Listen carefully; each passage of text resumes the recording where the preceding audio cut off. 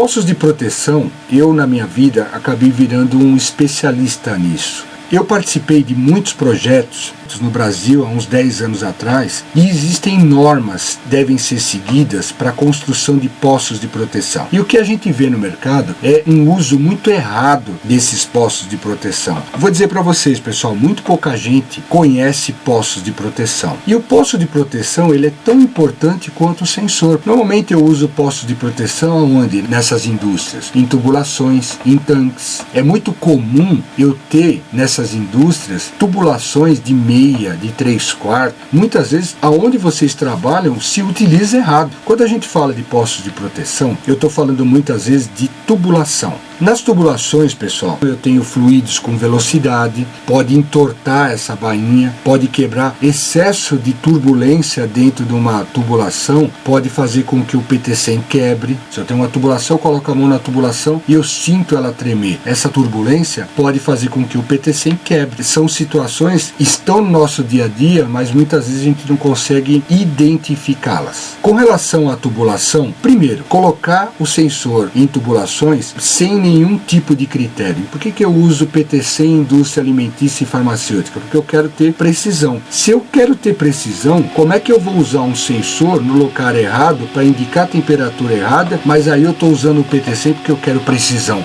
Não tem sentido. Qual que é o comprimento que eu devo colocar dentro de uma tubulação? O pessoal fala assim, qual que é a imersão? Mais ou menos aqui 3/4 da tubulação.